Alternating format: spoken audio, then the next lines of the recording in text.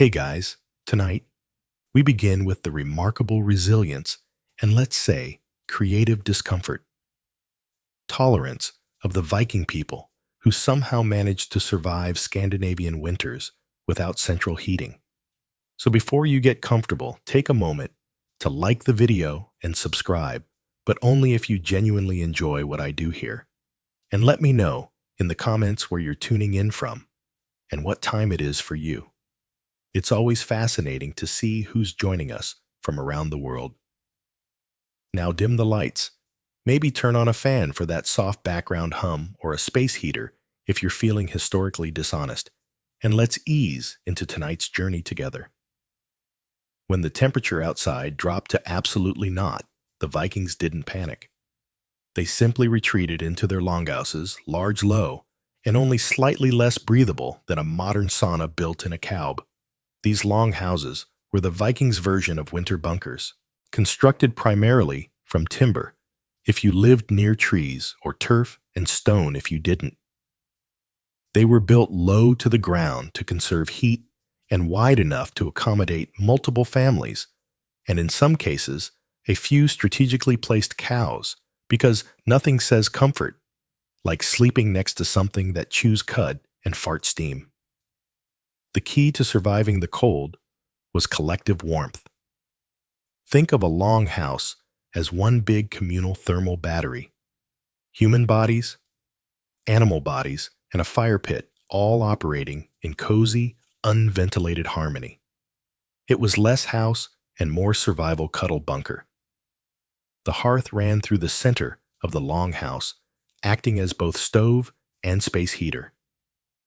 There were no chimneys, because chimneys hadn't been invented yet, or more accurately they had, but not in places where people were still using bones as door stops. Instead, smoke rose and collected in the rafters, occasionally finding its way out through a hole in the roof, or staying right where it was, turning the entire ceiling black and everyone's lungs into wool-lined ashtrays.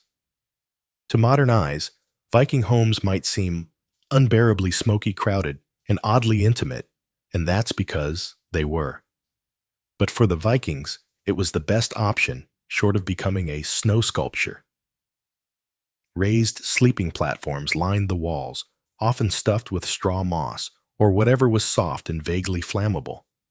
Families, and sometimes their goats, all slept in the same space. Not because they loved each other that much, but because warmth wasn't optional, and privacy wasn't invented yet. In short, Viking longhouses weren't comfortable, but they were efficient. They kept people alive during brutal winters, even if they didn't keep them particularly fragrant or rested. Viking fashion was less about runway style and more about not freezing to death before breakfast. If there was one thing the Norse understood better than raiding, it was layering. And not just in a scarf and mittens way. We're talking full-body wool armor reinforced with fur leather and a complete lack of shame. The base layer linen if you were lucky enough to own some. Linen was light breathable and good at wicking sweat. Unfortunately, it also tore easily and was expensive to make, which is why most people skipped straight to wool. Lots of wool. Viking men wore tunics over trousers with leg wraps that were basically ancient thermal leggings. Women wore long woolen dresses layered with aprons and cloaks. Everyone wore belts to keep things together, and pouches to carry whatever was needed. Knives, flint, or maybe a piece of emergency cheese. Cloaks were essential. They were fastened with brooches, sometimes fur-lined, and if you didn't have one, you probably didn't have much time left either. Boots were made of animal hide, often from cattle or seals, and waterproofed using generous amounts of fat. Viking footwear wasn't pretty, but it was grease-sealed and windproof. The only downside, you smelled like a jerky factory. For the really dedicated, intestines were sometimes used to make waterproof layers. Yes, actual animal guts, cleaned, scraped, dried, and sewn into a kind of proto-raincoat. It wasn't breathable, but it did keep out snow and rain. And no one was going to question your outfit when you were literally wrapped in internal organs. Hats, mittens, and scarves were all standard, often made from felted wool, which was wool beaten until it gave up its structural integrity and became a warm, dense mat. If you didn't own gloves, you stuffed your hands in your cloak and hoped no one noticed your fingers turning blue. When it came to surviving frigid Scandinavian nights, the Vikings had one culinary rule: eat like your life depends on it, because it actually does. Calories weren't indulgence, they were insulation. Viking winter cuisine wasn't elegant, but it was dense, fatty, and almost aggressively practical. Let's start with the essentials: meat, dairy, grain, and preserved fish. Lots and lots of preserved fish. They smoked it, salted it, dried it, fermented it, then apologized to no one. Lutefisk, for example, is white fish soaked in lye until it's equal parts food and dare. Not delicious, but impressively immune to spoilage. For heartier meals, stews were the go-to. Vikings threw whatever they had into a pot over the hearth. Cuts of meat, root vegetables, oats, even sour milk. The longer it cooked, the better. The result wasn't glamorous, but it stuck to your ribs and possibly to the bowl. Dairy was a year-round staple, but especially critical in winter. Cheese and butter were made during the warmer months and stored for cold season rationing, and not the nice creamy brie sort. Think hard, salty, wheel-shaped pucks of milk-solid survival, perfect for chewing, trading, or hurling at wolves.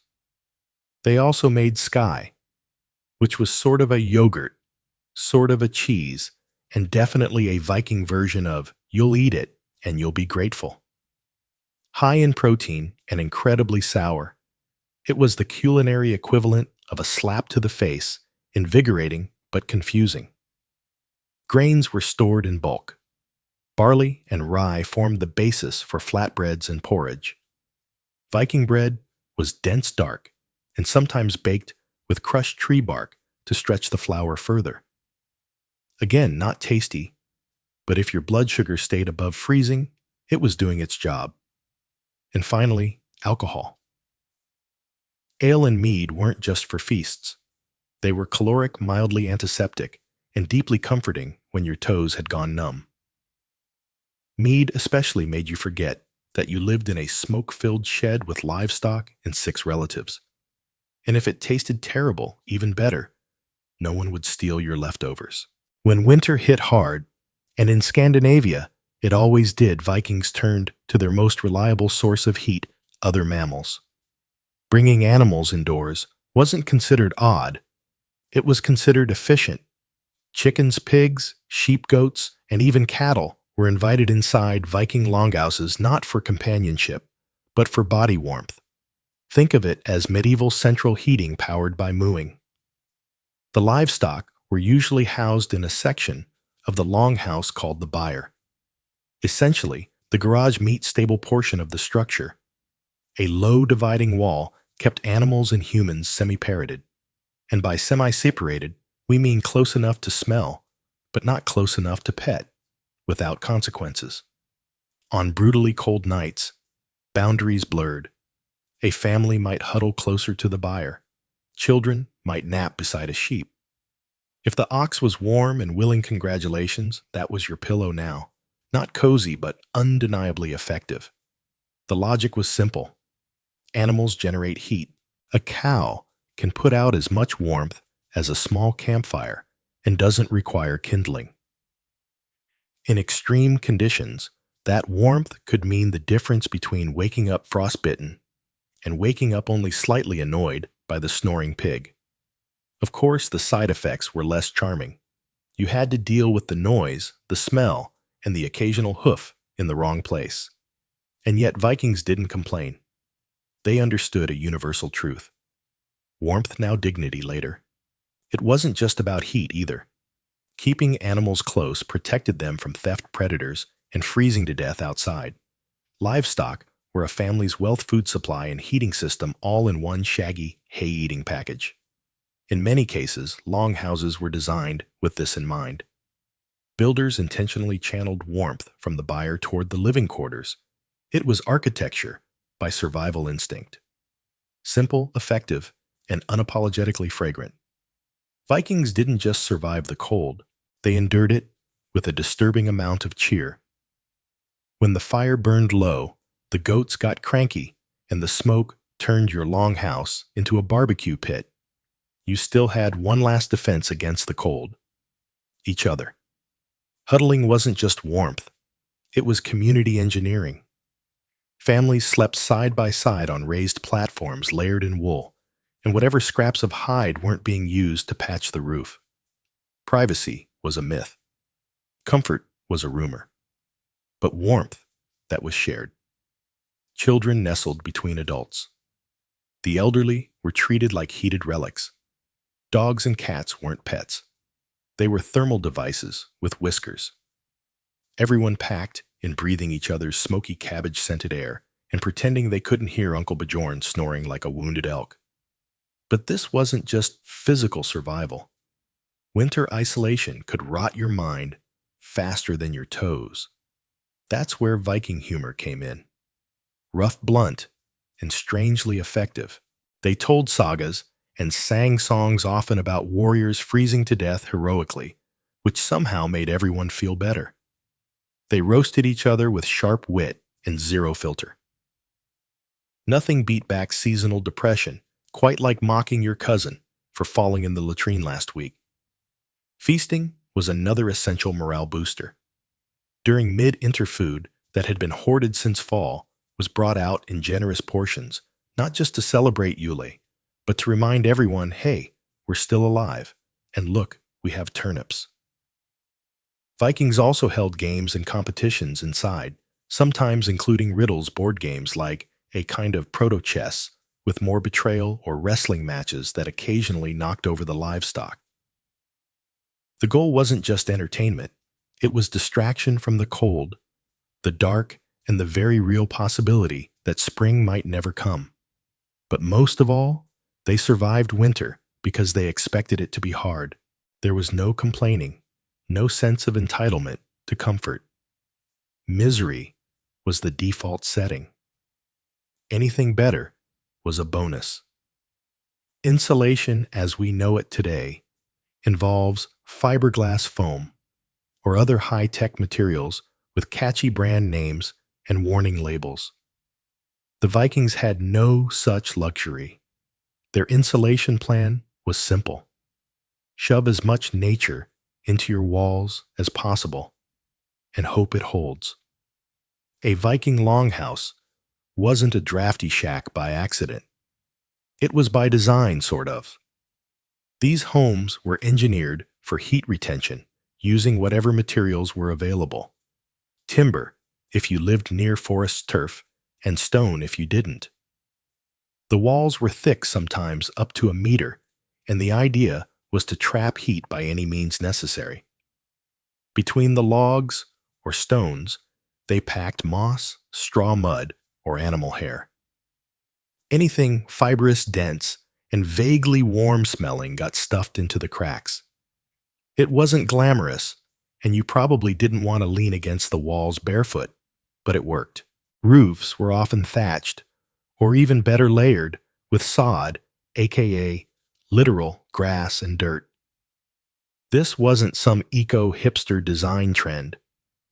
Turf roofs were excellent for insulation, decent at shedding water, and under the right conditions occasionally grew weeds or mushrooms. Indoor gardening, maybe accidental salad bar possibly. The floor was usually just packed earth, sometimes layered with straw or rushes that were swapped out periodically. And by periodically, we mean whenever the stench could no longer be rationalized as rustic. Windows were rare and small, if they existed at all. Light came from fire or strategically placed smoke holes. Why no big windows? Because glass was expensive, drafts were deadly, and Vikings didn't care much about natural light when it was pitch black outside for 3 months anyway. And yet, this slapdash collection of timber turf and biological fluff was surprisingly effective.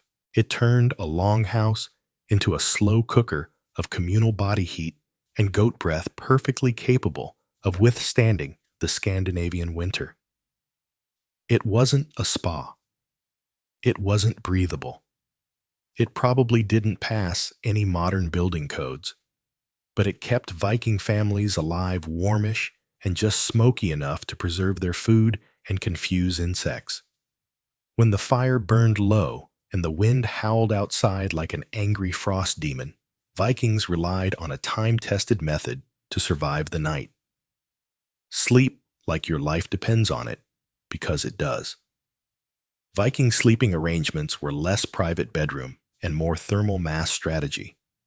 Whole families, sometimes including distant relatives and whichever livestock weren't feeling well, slept on raised wooden platforms lining the longhouse walls. These beds were topped with straw moss or hay and layered in fur wool and resignation. There were no sheets, no duvets, no embroidered pillowcases. If it was soft and didn't bite, it went on the bed. Everyone slept in their clothes. Changing into pajamas in sub-zero temperatures was a good way to become a Viking popsicle, so layers stayed on. Boots were sometimes even worn to bed. If that sounds ridiculous, remember, frostbite doesn't care about your dignity. Infants were bundled up and held close.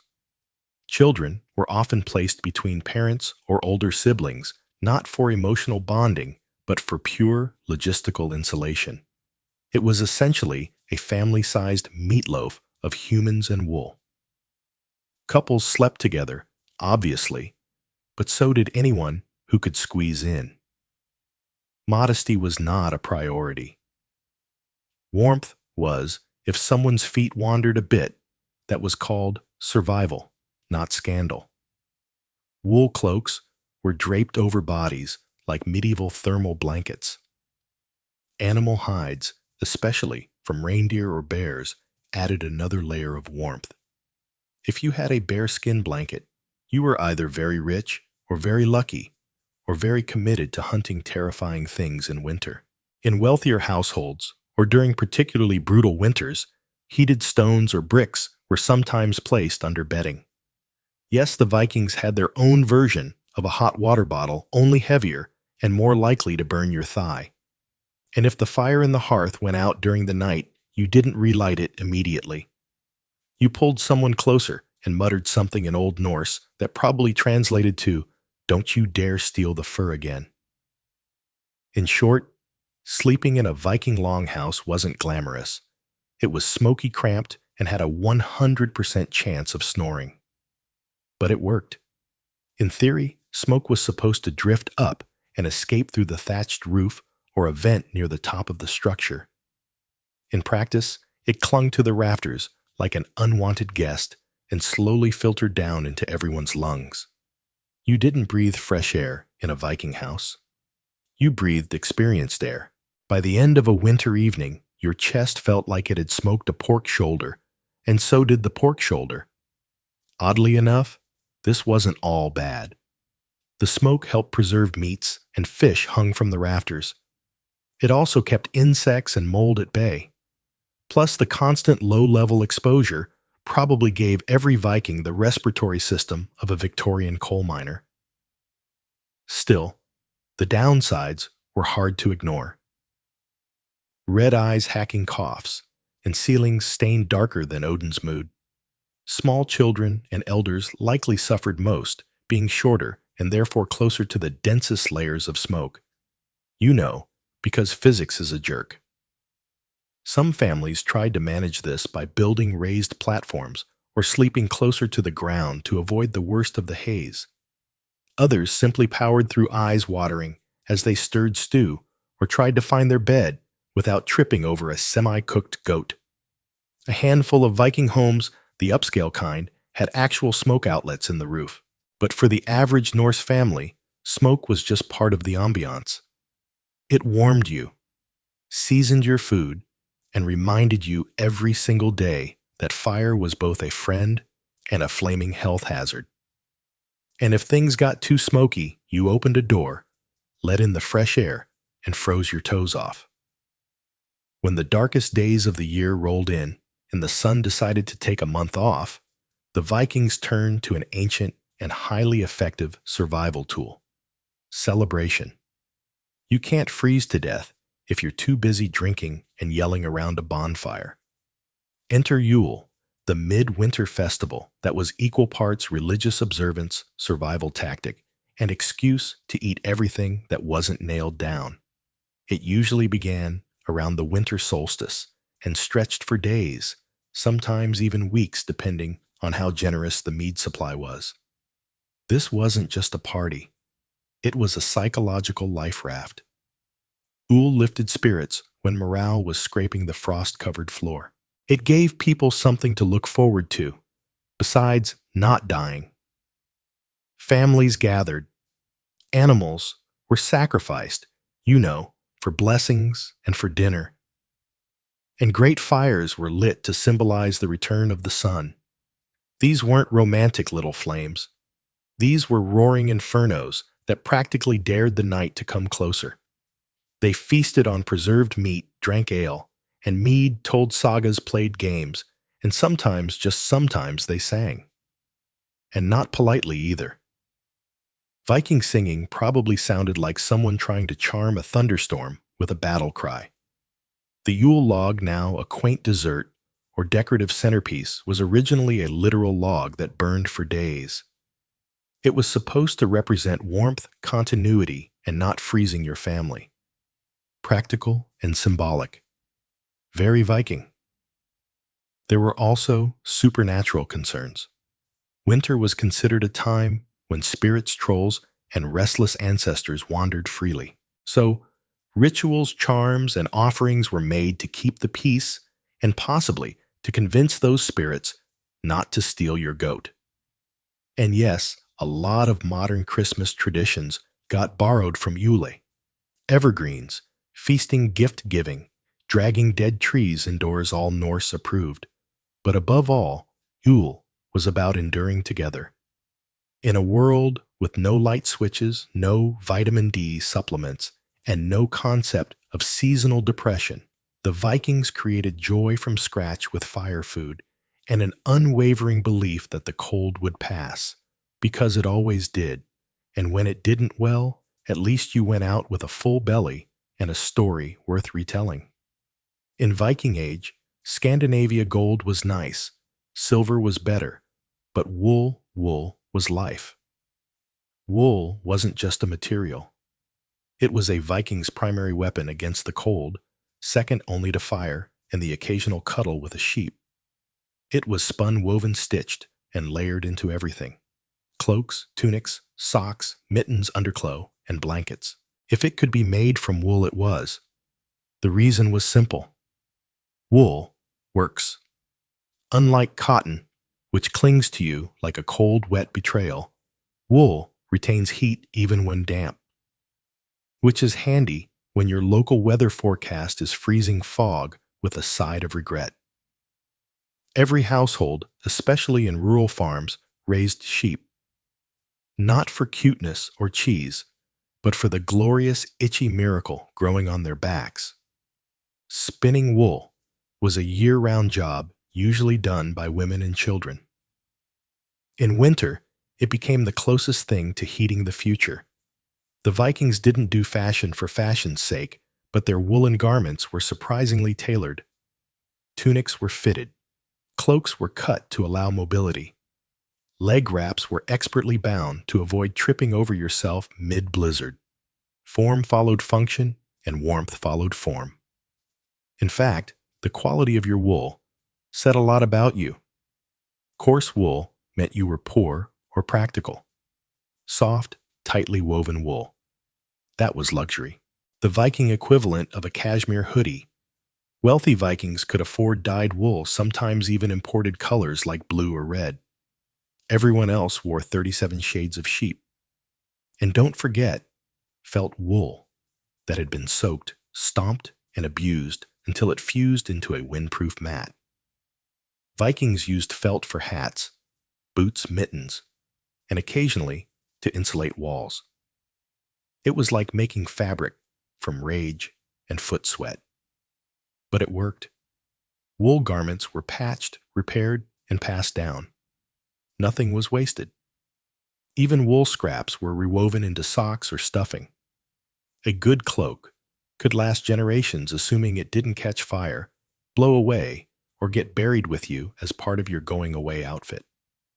It may sound like a contradiction, but some of the coldest weather people in history were also huge fans of getting even colder on purpose. Yes, the Vikings had a thing for saunas and ice baths because why merely survive the cold when you can challenge it to a duel? Viking sweat lodges called bad toffer were small huts or pits built with stone and turf, where hot stones were doused with water to produce steam. You'd sit inside half naked and sweating like a berserker at a summer feast while the outside world froze solid. It was a hot, humid, smoky break from the ice-crusted reality beyond the door. Then, and here's the real fun, some Vikings would run straight outside and plunge into ice water or roll in snow voluntarily for health reasons. Or, more realistically, because they were trying to prove to themselves, the gods, and anyone watching that they feared absolutely nothing, not even hypothermia. These hot-cold rituals weren't just about showing off. They were practical. Sweating helped cleanse the body, or at least made you feel like you were doing something about the fact you hadn't bathed properly in weeks. The extreme temperature shifts also boosted circulation, cleared sinuses, and made you temporarily forget you lived in a world without insulation or painkillers. They also had a social function. Saunas were communal, meaning families or groups sweated and froze together, sometimes as part of rituals, sometimes just to bond, while slowly steaming their regrets.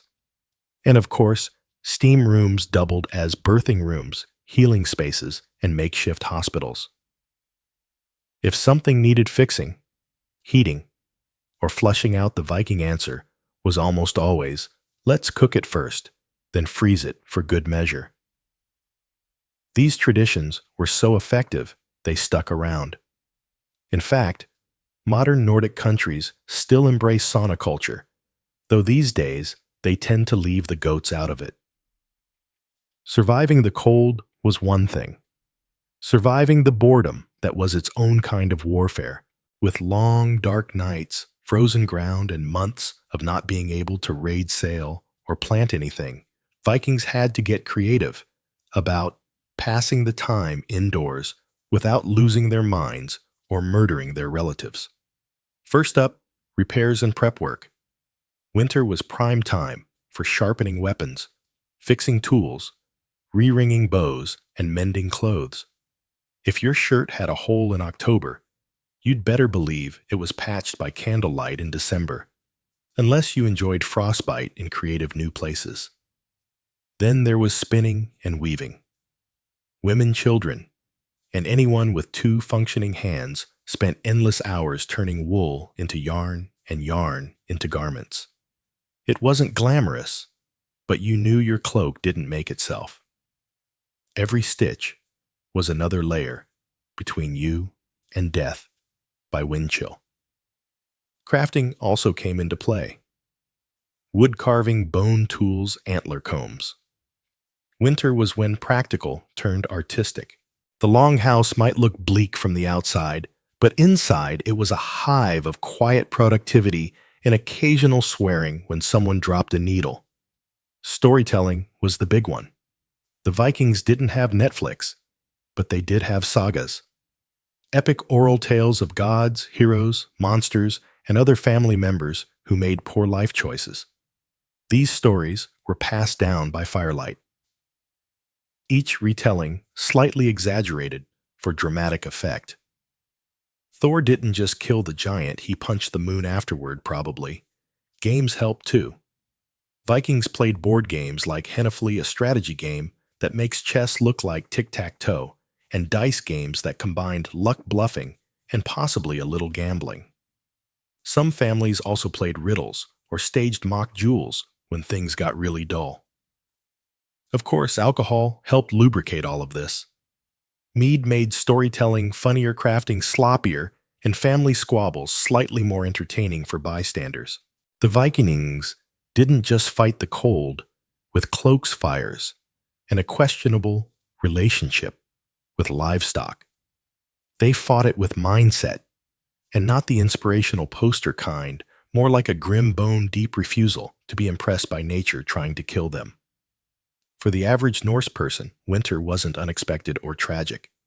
It was simply part of the calendar, like planting season or time to raid France again. They didn't dread winter. They prepared for it, expected it, and met it with the emotional equivalent of a shrug. That wasn't an accident. Viking culture trained people from birth to see hardship not as a problem, but as a proving ground. Cold pain, hunger, that wasn't failure. That was character development.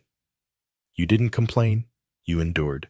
Ideally with a stoic grimace, and maybe a sarcastic comment about how this was still better than dealing with taxes. This mindset wasn't just cultural, it was spiritual. Norse mythology is filled with frost giants, endless winters, and gods who power through suffering like it's a casual Tuesday.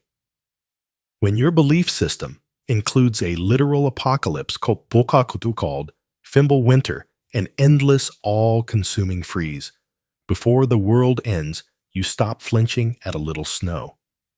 This mental toughness was reinforced socially. Weakness wasn't mocked. Exactly. It was simply ignored. No one wanted to be the one who couldn't handle the dark. So people kept going. They stayed busy. They joked about the cold. They laughed in the face of despair, then poured another mug of me and kept sewing their 43rd mitten. Even children were taught to tough it out early. If your fingers were cold, you used your elbows. If your toes were numb, walk faster. If you fell through ice and survived, congratulations. You were now interesting enough to tell stories about. Was it healthy? Probably not. Effective? Absolutely. Modern survival manuals talk about the importance of mindset. The Vikings already knew. They didn't see winter as an enemy to be defeated. They saw it as a test, one they had already passed 100 times before.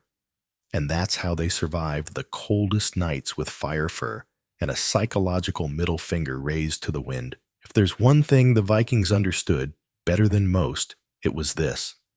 No one survives winter alone. You can have the warmest cloak, the fattest goat, and the sturdiest longhouse. But without community, you're just a cold person with great accessories. Viking society was built on interdependence. Families didn't live in isolation. They clustered in farms, villages, or settlements, often made up of extended kin and close allies. When winter hit, this network became your literal lifeline. Food was shared. Firewood was pulled. If your roof collapsed, someone helped you fix it. If your child got sick, someone offered herbs prayers, or, at the very least, a sympathetic grunt. This wasn't generosity for generosity's sake. It was survival math. The more people you kept alive through winter, the more hands you had come spring for farming, sailing, fighting, or just holding back the cows during carving season. Helping others helped yourself, even if that meant sharing your last smoked fish with a cousin you didn't particularly like. During midwinter feasts like Ule, this bond was reinforced with food storytelling and low-grade drunken philosophy. These weren't just parties, they were social glue, keeping morale intact and reminding everyone they weren't facing the darkness alone. Even resource storage reflected this mindset. Communal granaries, meat cellars, and smokehouses weren't uncommon. If one family's supplies ran out, others pitched in. Not because it was polite, but because winter was long, and one weak link in the chain could drag down the entire group. Justice and leadership played a role too. Local chieftains, or gaudy priests, and legal leaders were responsible for maintaining order, but also making sure no one froze in a ditch. Their reputation depended on their ability to manage both law and logistics. A respected leader was one who could settle a dispute and organize firewood collection. There was also, of course, peer pressure. If you tried to hoard food or skip your chores, your neighbors would notice, and in Viking society, getting judged by the entire village was just slightly worse than death. At the end of it all, the snow, the darkness, the livestock snoring in your bed, one truth remained. The Vikings didn't just survive winter, they turned it into a proving ground. Every layer of wool, every puff of smoke, every grim joke around the hearth was part of a cultural blueprint designed for one purpose: endurance. Winter wasn't an obstacle. It was an opponent, and the Vikings they trained year-round for the match. They adapted constantly. If the longhouse was too drafty, they patched it with moss. If the stew was thin, they made it thicker with turnip. If the nights dragged on for weeks, they filled them with stories, games, rituals, and the occasional impromptu wrestling match between cousins. No central heating. Fine. They built fire pits. No waterproof gear. They invented it out of sheep and stubbornness. No antidepressants. They had Saga's me and the kind of dark humor that makes seasonal depression afraid to show up. And while other civilizations slowed down in winter, the Vikings used it to get stronger. Weapons were repaired, children were trained, new ideas were shaped around the fire. When the ice thawed, these people didn't stumble blinking into the sun. They came out ready to plant crops, build ships, make alliances, or sail across oceans to places warmer, richer, or simply worth looting. Winter didn't weaken them. It hardened them, made them leaner, meaner, and more inventive. Their success didn't come from magic or divine insulation. It came from a relentless, often smoky, commitment to survival by any means necessary. Whether that meant sleeping under a goat, steaming in a hut, or eating yogurt that doubled as industrial sealant, they did it. And they did it together. Abraham Lincoln was born on February 12, 1809, in a one-room log cabin on the edge of the Kentucky wilderness, a place where survival was never guaranteed and education was an afterthought. His father, Thomas Lincoln, was a hard-working but uneducated farmer and carpenter. His mother, Nancy Hanks Lincoln, was quiet, gentle, and literate, a rarity on the frontier. Together, they lived in near poverty, scratching out a life from thin soil and thick woods. The cabin itself had no windows, no floor, and certainly no bookshelves. Abraham's world, for much of his early life, was one of candlelight silence and endless labor. He would grow up chopping wood, carrying water, and wearing clothes that were more patch than fabric. There was no formal schooling in those early years. In fact, Lincoln would later estimate he had less than a single year of proper education in his entire life. But he had something more powerful, a restless mind, and an aching hunger to learn. When Nancy Hanks died in 1818, possibly from milk sickness, Abraham was only 9 years old. Her death left a void in the boy's life that would never truly close. She had been his emotional anchor, the one who saw something different in him. After her burial, which was done by hand in the forest behind their farm, young Abe whittled a wooden marker himself. It was rough, crude, and soaked with tears, but it said everything. He remembered her. A few months later, Thomas remarried a widow named Sarah Bush Johnston.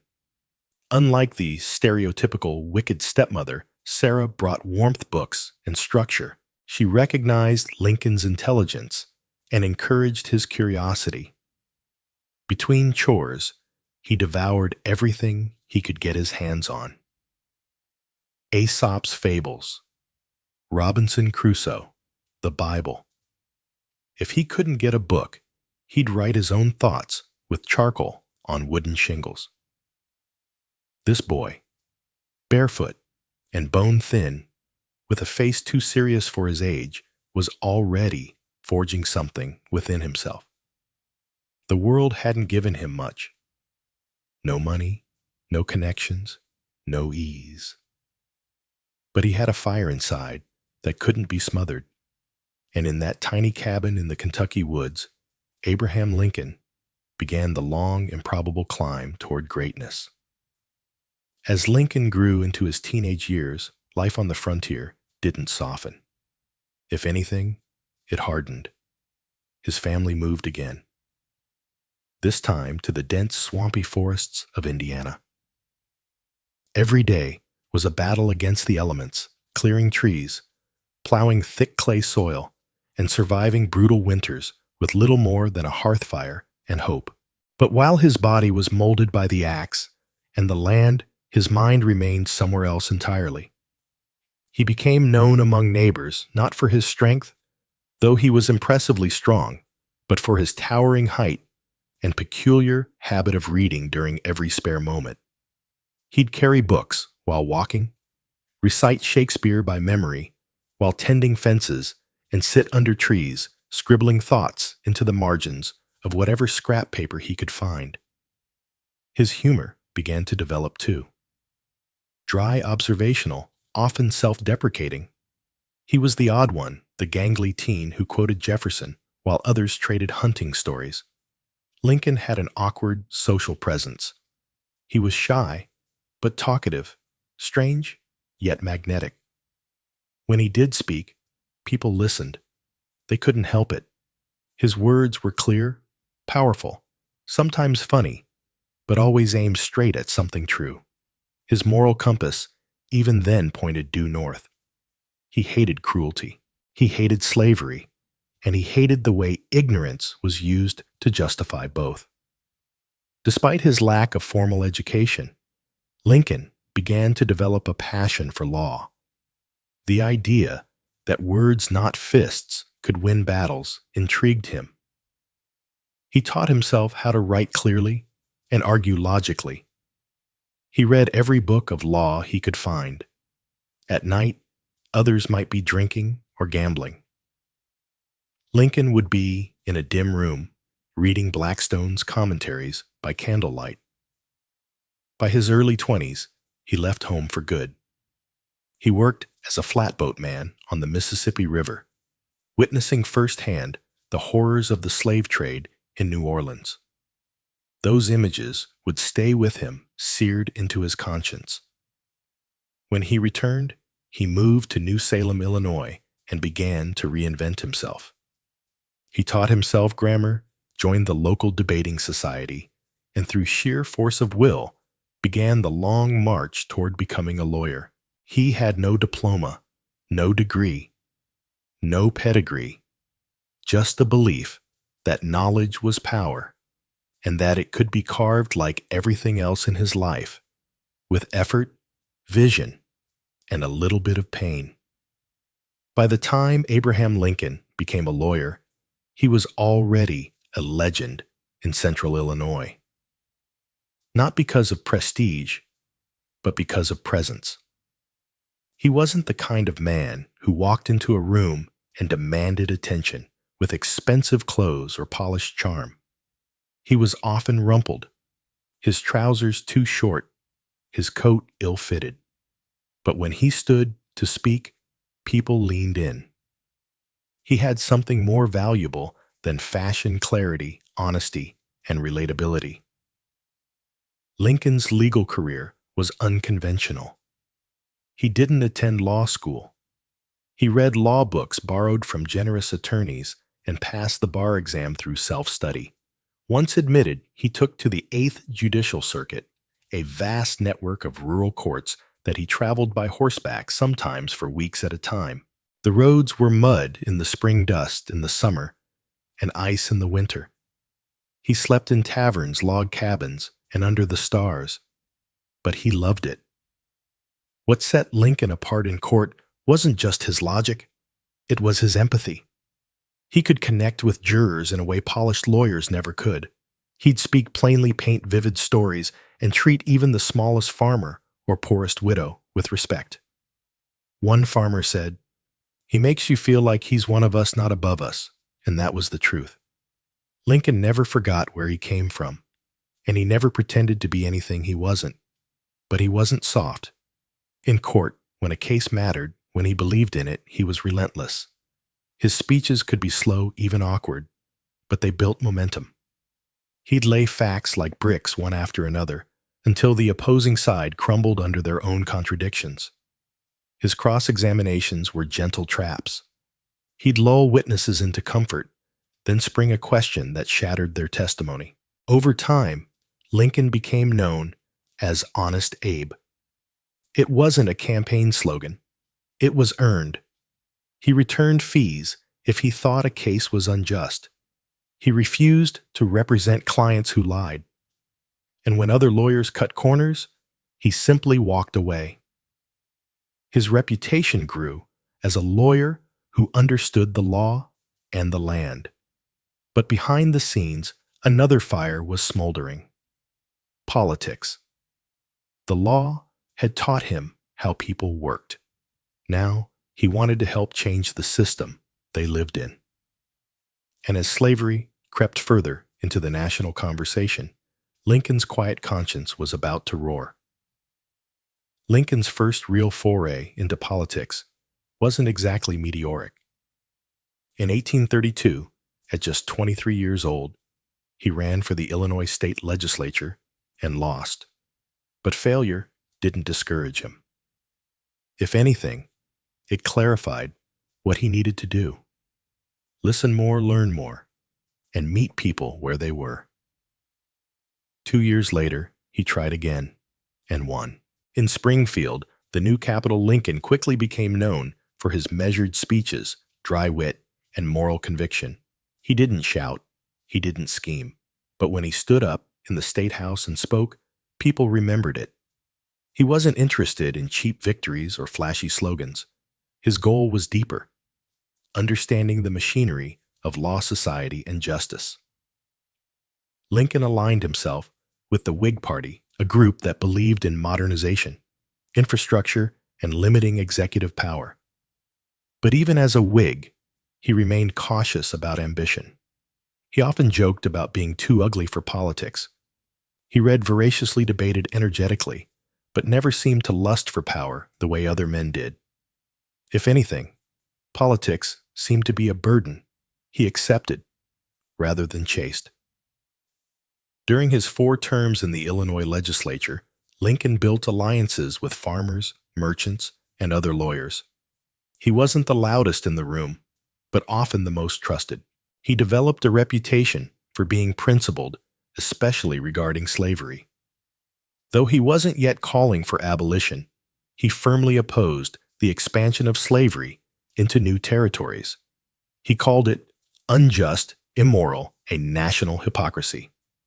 In 1846, Lincoln made the leap to national politics, winning a seat in the U.S. House of Representatives. There, he took a bold and unpopular stance against the Mexican-American War, calling it unconstitutional and unnecessary. This wasn't a winning move politically. His district didn't like it. He served a single term and didn't run again. Back in Springfield, he returned to his law practice, married Mary Todd, a well-educated woman from a slave-holding Kentucky family, and tried to live a quieter life. But the nation was changing rapidly. The Compromise of 1850, the Kansas-Nebraska Act, and the expansion of slavery were tearing the country apart. Lincoln might have left politics, but politics hadn't left him. The debates were growing louder, bloodier. The Union was beginning to crack, and the man once known for his caution was about to rise not as a candidate, but as a conscience. By the 1850s, the issue of slavery no longer simmered. It boiled. The Kansas-Nebraska Act of 1854, which allowed new territories to decide for themselves whether to permit slavery, ignited fierce violence and deeper division. Bleeding Kansas became a national symbol of chaos. For Abraham Lincoln, It was a turning point. He couldn't stay silent any longer. He returned to the political stage, not with bluster, but with moral urgency.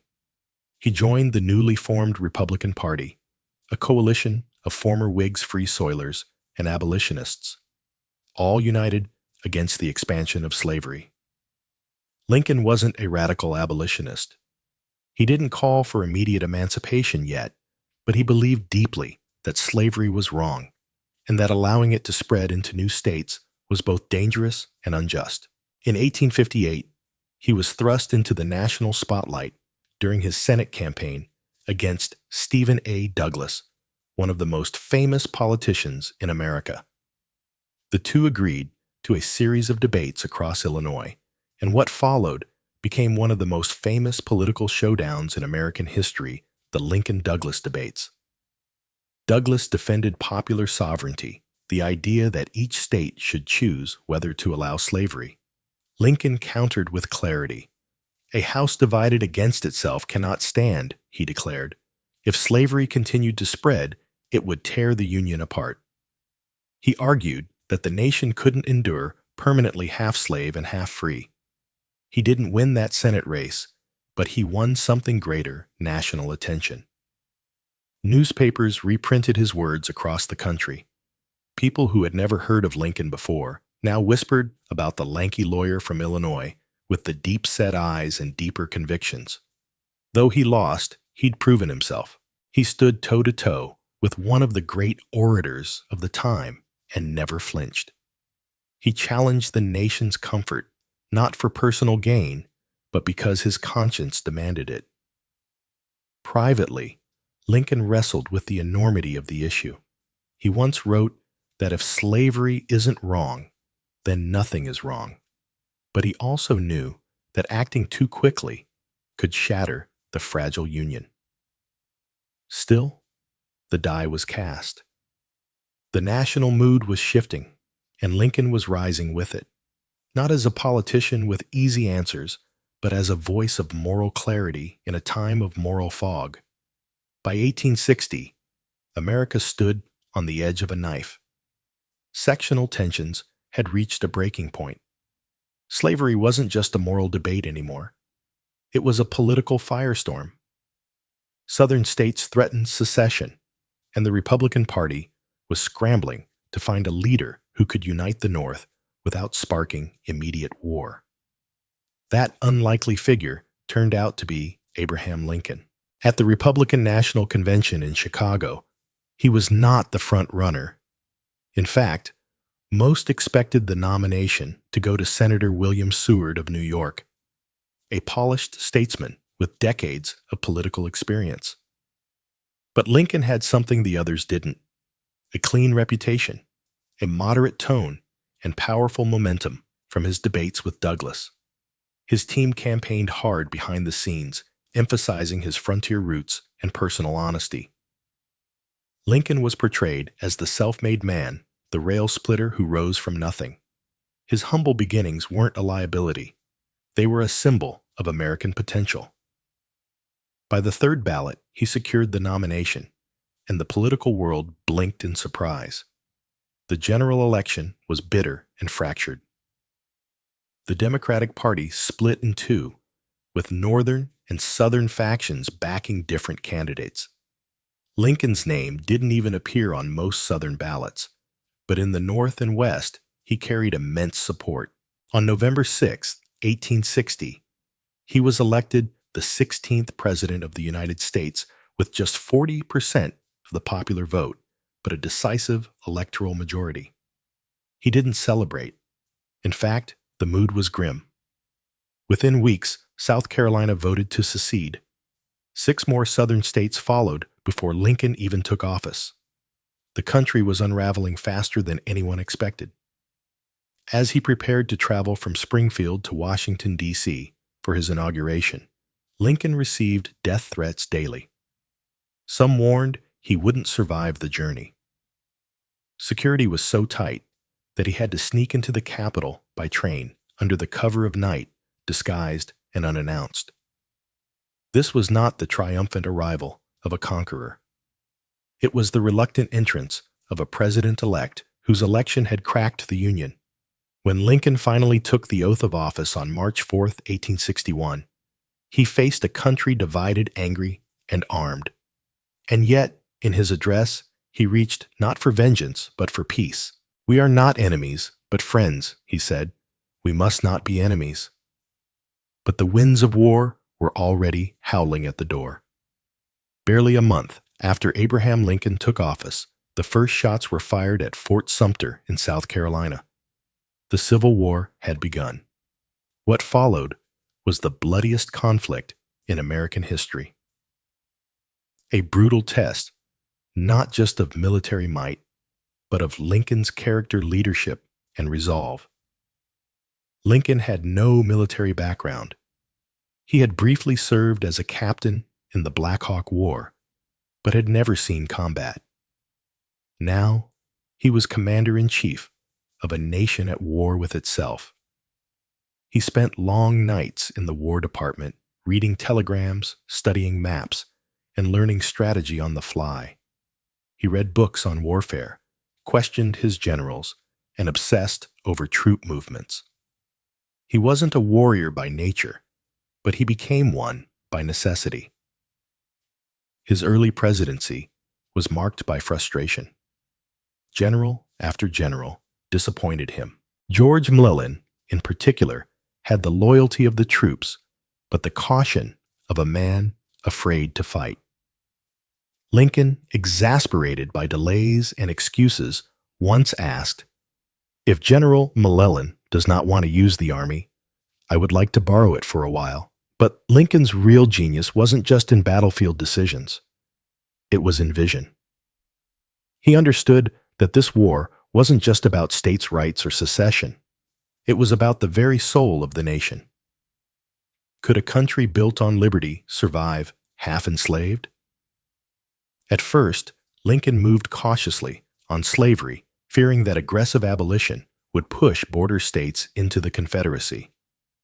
But as the war dragged on and casualties mounted, his thinking evolved. The moral issue and the military one became inseparable. Slavery, he concluded, was the engine of the Confederate economy and morale. If it wasn't destroyed, the rebellion would never die.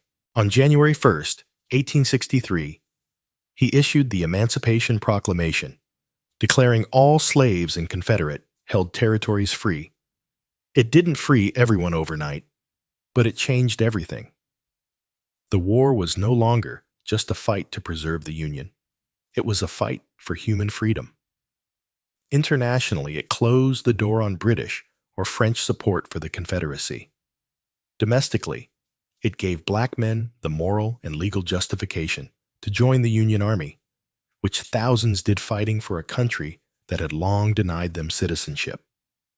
Lincoln had transformed from the log cabin lawyer into a wartime president wielding not only authority, but moral thunder. As the war dragged into its fourth year, Lincoln bore its burden alone, at the top thinner, grayer, and visibly aged. Every day brought fresh casualty lists. Towns became graveyards. He received letters from grieving mothers and wives, each demanding to know why their sons and husbands had died. And though he never fought on a battlefield, Lincoln carried the war in his eyes and on his shoulders. His cabinet was a mix of political rivals, men who once ran against him and didn't always respect him. But Lincoln managed them like a maestro, balancing ambition with purpose. He didn't rule by fear or force. He ruled with patience, stories, and clarity. Even his critics began to admit the man had steel beneath the smile. And then came Gettysburg. The battle in July 1863 was a turning point. Over 50,000 men were killed, wounded, or missing in 3 days of horror. Months later, Lincoln traveled to Pennsylvania to deliver a short speech at the new cemetery. It wasn't meant to be headline-making, just a few words of reflection. But in just 272 words, he rewrote the purpose of the war, that this nation under God shall have a new birth of freedom, and that government of the people by the people, for the people shall not perish from the earth. The Gettysburg Address wasn't grandiose. It was restrained, reverent, and eternal. And it made clear that this war wasn't just about unity. It was about redemption, remaking the nation into what it had always claimed to be. As the 1864 presidential election loomed, Lincoln faced deep opposition. The war was still raging, and his support was crumbling. Even within his own party, there were calls to replace him on the ticket. Many believed he'd lose to Democrat George McClellan, the very general he had fired. But as Union victories mounted late that year, especially General Sherman's capture of Atlanta Momentum swung back in Lincoln's favor. He was reelected with a decisive margin. Still, Lincoln didn't gloat. "It is not in my nature to triumph over anyone," he said. The war was nearly won, but Lincoln knew peace would be harder. The Union could be rebuilt with muskets, but the nation's soul, that would take something much deeper: mercy, vision, and healing. By early 1865, the Confederacy was collapsing. Cities fell, one after another. Richmond, the Confederate capital, was burning. General Robert E. Lee's army was running out of supplies, soldiers, and time. And yet Lincoln showed no joy. Victory for him was never about punishment. It was about restoration. In his second inaugural address delivered on March 4th, 1865, Lincoln spoke not as a conqueror, but as a moral philosopher. "With malice toward none, with charity, for all," he said, "with firmness in the right as God gives us to see the right, let us strive on to finish the work we are in." These were not the words of a politician looking to crush his enemies. They were the words of a father trying to save his broken family. On April 9th, Lee surrendered to Ulysses Grant at Appomattox's courthouse. The war was over. The Union had been preserved. Slavery, through the ratification of the 13th Amendment, had been abolished. For the first time in centuries, the nation took a trembling step toward the ideals it had professed in 1776. But just as the country exhaled, tragedy struck. Only 5 days after the surrender, Abraham Lincoln attended a play at Ford's Theater in Washington. In the middle of the performance, actor and Confederate sympathizer John Wilkes Booth crept into the presidential box and shot Lincoln in the back of the head. He died the next morning, April 15th, 1865. The nation mourned like never before. Black Americans, many newly freed, wept in the streets. Former enemies, even in the South, acknowledged the depth of the loss. He had been their best hope for reconciliation. A man who never saw politics as war and never let hatred take root in his heart. Lincoln didn't live to see Reconstruction or to heal the wounds his presidency had helped expose, but his death transformed him from a leader into a symbol of freedom, unity, and the painful price of moral progress. From the dirt floor of a Kentucky cabin to the highest office in the land, Abraham Lincoln rose without money, without privilege, and without cruelty. He led a nation through its darkest hour, not with blinding brilliance, but with steady, stubborn light. And that light, dimmed by an assassin's bullet, still burns in the story of America. When we imagine the ancient world, we usually think of mighty empires, glittering temples, and epic battles. What we rarely consider is how these people pooped. Yet sanitation, or the lack of it, shaped daily life as much as any king or war. Behind every marble palace or clay brick home, someone had to deal with the mess. And in a time without flush buttons or scented sprays, that was a far more public and pungent affair than we like to admit. Toilets in the ancient world weren't just about comfort. They were about survival. Human waste carries disease, and when it's poorly managed, as it often was, entire communities suffered. Dysentery, cholera, and parasitic infections were frequent invisible killers. In cities without sanitation, waste flowed through the streets, soaked into wells, and clung to sandals. But in places that took sanitation seriously, something remarkable happened. Life expectancy rose, plagues lessened, and urban centers flourished. Surprisingly, some of the world's oldest civilizations developed systems that wouldn't look entirely out of place today. The Indus Valley cities had street-wide drainage and brick toilets. The Minoans built ceramic pipes and flushing mechanisms. The Romans, they practically turned waste management into an art form. And while other societies like the Vikings or early Chinese dynasties handled things a bit more rustically, even they had methods that reflected cultural ideas about health, modesty, and the natural world. But let's be clear. Ancient toilets were not always private, not always clean, and certainly not dignified. Communal latrines were often the norm, especially in military camps or urban centers. Picture 20 stone holes in a row, no dividers. Everyone seated elbow to elbow, gossiping or arguing while doing their business. Sponges on sticks were passed around. Water was used to rinse, not always to flush. And beneath it all, quite literally, were the earliest forms of sewers, cesspits, and sometimes just plain open ditches. Sanitation was a mirror of a society's values. Where it was neglected, chaos followed. Where it was engineered, civilization bloomed.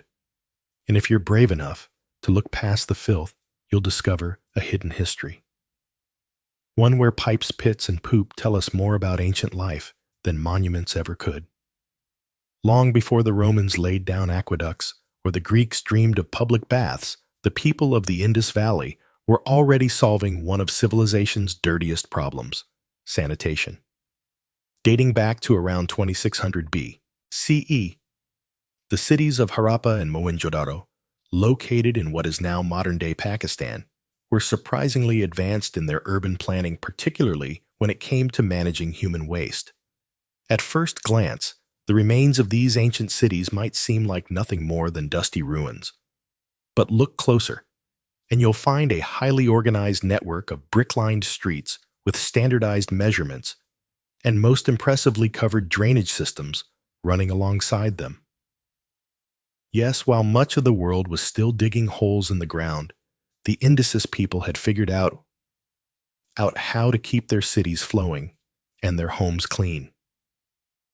Each house, even modest ones, had a small room designated for washing, often featuring a squat-style toilet or bathing area connected to a vertical chute.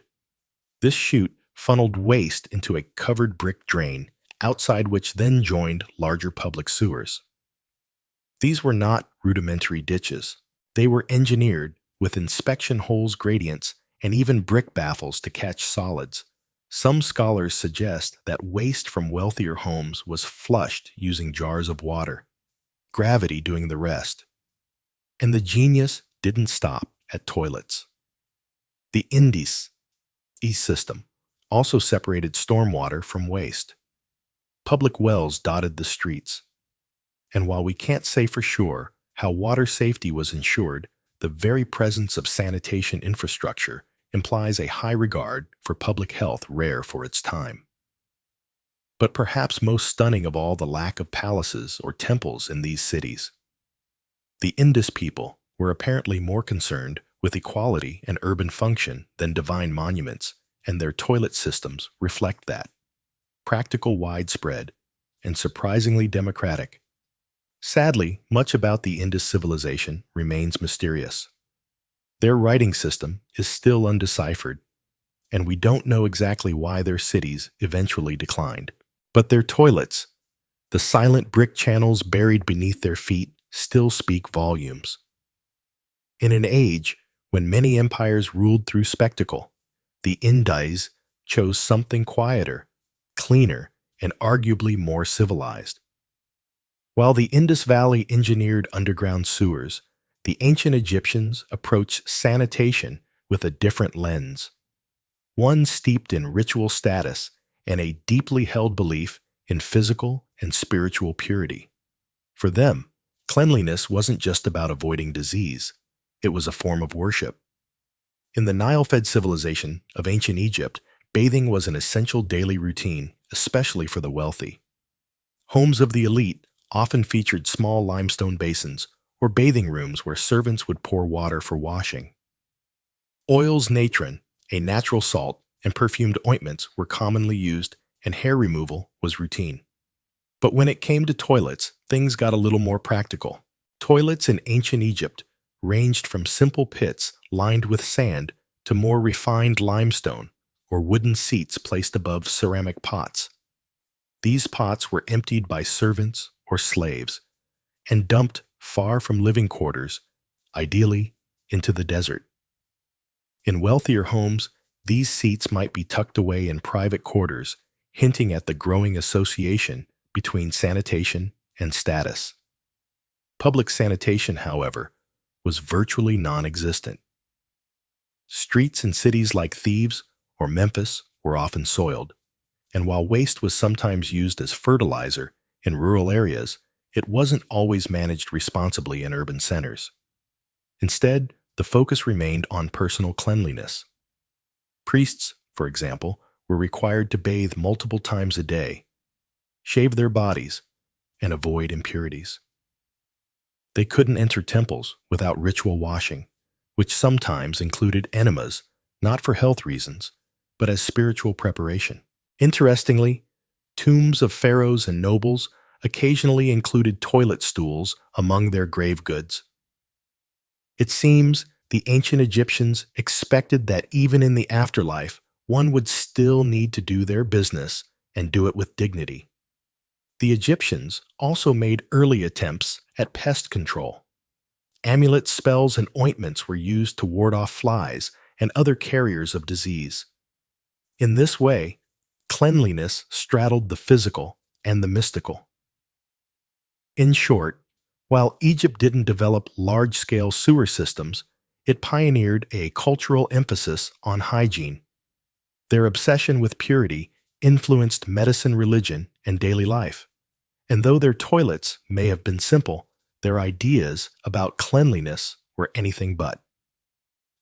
While most of Bronze Age Europe was squatting over pits, the Minoans of Crete were flushing. Yes, flushing. Over 500 years ago, the Minoan civilization, which flourished from roughly 2 to 400 BCE, developed one of the most sophisticated plumbing systems in the ancient world. Their capital, at Knossos, wasn't just home to labyrinth myths and fresco. It also had multi-story buildings with running water and working toilets.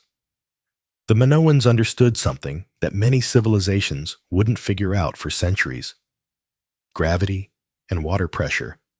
Their palaces had terracotta pipes laid beneath the floors and inside walls channeling rainwater and spring water into fountains, baths, and perhaps most notably, latrines.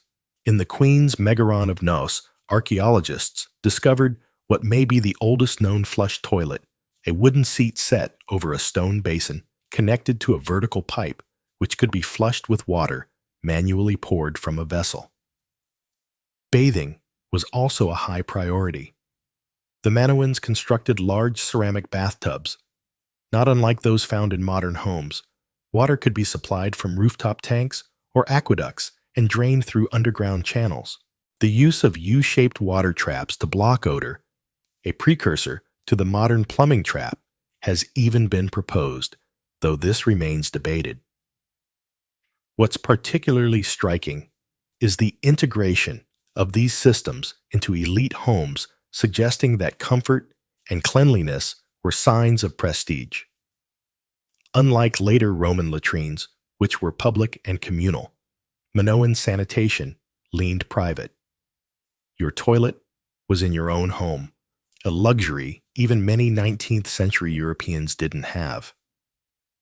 The Minoans weren't just practical, they were stylish about it. Their bathrooms were decorated with colorful fresco and elegant plasterwork. Sanitation, it seems, could be both functional and fashionable. Unfortunately, the fall of the Minoan civilization around 1450 BCE, possibly due to volcanic eruptions, tsunamis, or invasions, led to the loss of these innovations. It would take over 1,000 years for similar toilet technology to re-emerge in other parts of the Mediterranean. Still, the ruins of Norse whisper a simple truth. The desire to stay clean, flush away waste and bathe in privacy isn't a modern obsession. It's ancient, deeply human, and in the case of the Minoans, impressively advanced. When it comes to ancient sanitation, no civilization made a bigger, bolder statement than the Romans. By the height of the Roman Empire, they had mastered the art of infrastructure, aqueducts, roads, and yes, toilets. For the Romans, sanitation wasn't just about cleanliness. It was about civilization itself. And that meant making toilets public, efficient, and surprisingly social. Walk into any major Roman city, from Pompeii to Londinium, and you'd likely find public latrines, open rooms with long stone benches, each carved with evenly spaced holes.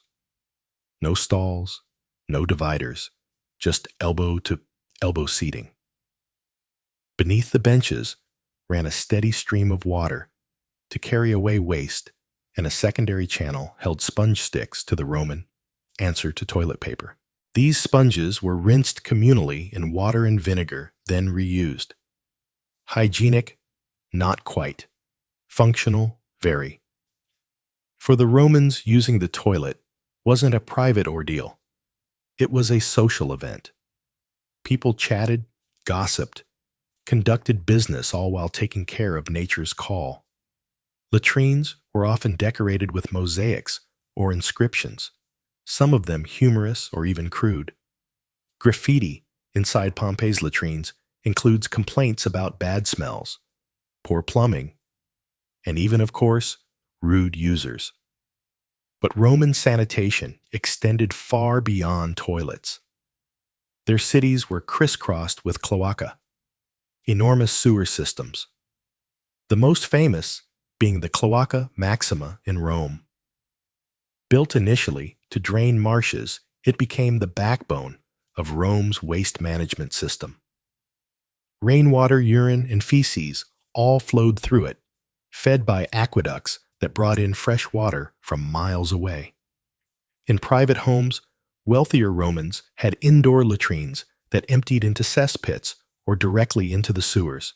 The poor relied on chamber pots, which were sometimes dumped from windows into the street, despite laws forbidding it. Apartment dwellers, especially in insular, multi-story tenements, suffered the worst. Many buildings lacked plumbing entirely, and the lower floors often flooded with sewage.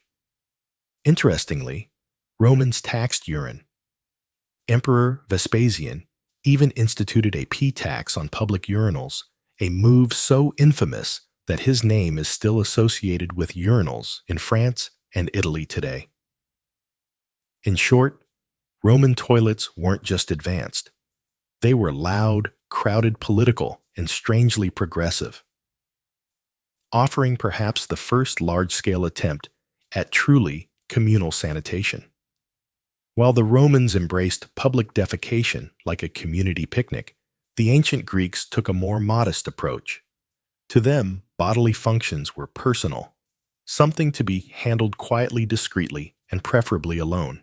That said, they still made significant contributions to sanitation and cleanliness, just in a very different tone. In most Greek homes, the toilet was simple, a clay pot or stone seat over a cesspit. There were no flushing systems, no sewer connections in ordinary residences. The waste was usually collected and manually emptied, often by slaves, into pits or dumped in remote areas. Urban streets sometimes included open drains, but as cities grew, so did the smell. Sanitation was a problem, but not always a priority. Yet the Greeks were obsessed with bathing. Gymnasia, where men exercised naked, were almost always connected to large public bathhouses. These weren't just for scrubbing off sweat. They were central social institutions, places to network, debate philosophy, and prepare for civic life. Unlike Roman baths, which were extravagant and filled with marble, Greek baths were simpler, often circular tubs, cold water basins, or shallow pools. Water management was crucial to this culture of bathing. The Greeks built aqueduct systems and terracotta pipe systems to supply fresh water to cities like Athens. In fact, the Athenian agora had one of the earliest known examples of a public latrine, complete with stone seats and a drainage system. But these remained rare. The public toilet was never truly normalized in Greek society as it was in Rome. What the Greeks lacked in plumbing, they made up for in theory. Hippocrates, the so-called father of medicine, was among the first to link sanitation to health. He suggested that dirty water and filth could spread disease, a radical idea at the time. His recommendations for clean air, fresh water, and dry housing would later influence Roman city planning. The irony is stark. The civilization that gave us democracy and drama still preferred to handle its dirtiest business in private. Sanitation for the Greeks was not about infrastructure. It was about individual discipline and philosophical hygiene. Clean body, clean mind. And while their latrines may have been crude, their obsession with purity, physical and moral, helped lay the foundation for modern public health thinking. In ancient China, cleanliness was both a personal duty and a reflection of cosmic balance.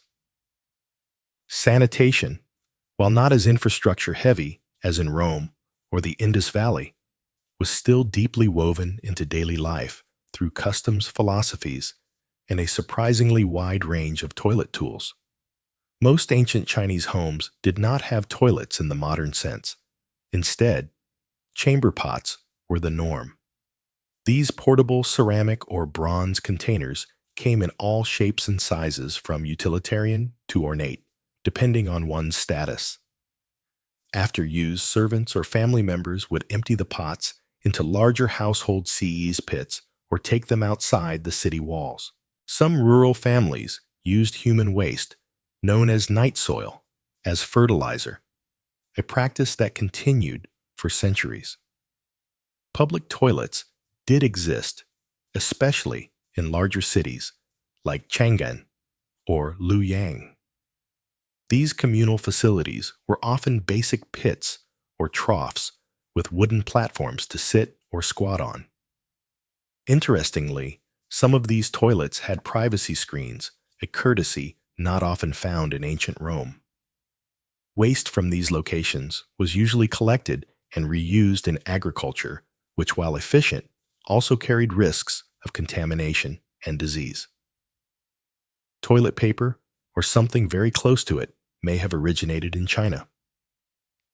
As early as the 2nd century BCE, people were using soft papers, often discarded writings for hygiene.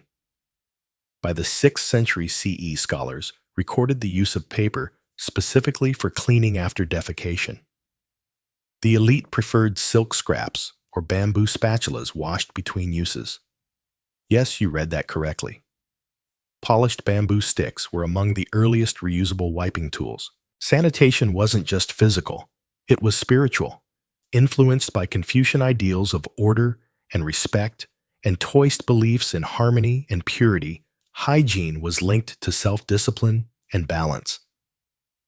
Excrement, though natural, was seen as a pollutant, something to be swiftly removed and never discussed in polite company. Imperial households took this to the extreme, with specially appointed eunuchs managing waste disposal in complete secrecy. Despite the lack of underground sewers, ancient China maintained fairly clean urban centers thanks to meticulous human labor, cultural taboos, and a well-organized system of waste collection. It wasn't glamorous, but it worked. Through chamber pots, composting, and paper wipes, the Chinese found their own path to sanitation, one that was humble, efficient, and deeply rooted in tradition. When it comes to ancient sanitation, The Vikings might not be the first group that comes to mind. Known more for their raids than their routines, Norse hygiene was actually more sophisticated and surprisingly disciplined than stereotypes suggest. Beneath the horned helmet myths lies a culture that, while rough around the edges, took personal cleanliness and waste management more seriously than much of medieval Europe.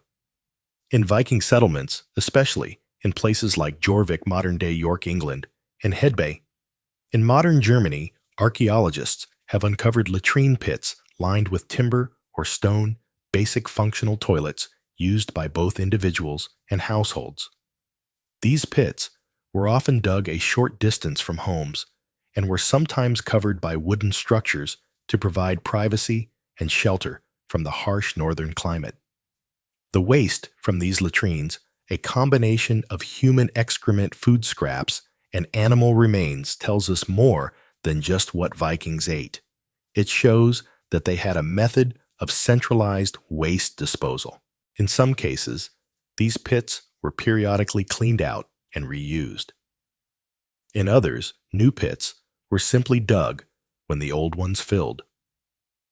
Some evidence even suggests early composting practices, as waste would naturally decompose and return to the soil over time. Inside homes, chamber pots and buckets were common, especially during long frozen winters when stepping outside wasn't exactly ideal. These were usually emptied into latrine pits or dung heaps near the outskirts of a settlement. While not glamorous, it was practical and far more sanitary than throwing waste into the street, a practice common in some medieval cities. But hygiene wasn't just functional, it was cultural. Vikings bathed regularly, often once a week, usually on Log Dagger. Washing Day. The origin of the English word Saturday. Combs, ear cleaners, and tweezers made from bone or antler are common finds in Norse archaeological sites. Personal grooming mattered not just for appearance, but for social status and marriage prospects. While Viking sanitation lacked the engineering feats of Rome or the ritual purity of Egypt, it was rooted in pragmatism. They didn't build sewers or invent toilet paper, but they managed their waste, kept clean, and adapted to a harsh environment with earthy, no-nonsense solutions. In the land of ice and iron, even the business of doing your business was handled with the blunt efficiency of a people who didn't have time for fuss. Across civilizations and centuries, one truth remains constant. No society could thrive without figuring out what to do with its waste. From the hidden sewers of the Indus Valley to the communal latrines of Rome and the chamber pots of ancient China, humanity's relationship with sanitation has always walked a fine line between necessity and neglect. What's striking is how different cultures prioritized hygiene. Some, like the Romans and Minoans, invested heavily in infrastructure. They built aqueducts, flush systems, and sewage networks that in some cases rivaled the functionality of 19th century cities. Others, like the Greeks and Chinese, placed cleanliness in the realm of personal virtue, linking it to health ethics and harmony with nature. Still others, like the Vikings, took a ruggedly practical approach.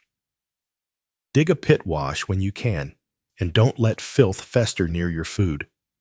Despite their differences, these societies were all working toward the same goal, separating people from their waste. The reasons varied: to prevent disease, to honor the gods, to preserve public order. But the outcome shaped how cities grew, how laws were made, and how people viewed their bodies. Ironically, much of this ancient wisdom was lost during the Middle Ages in Europe.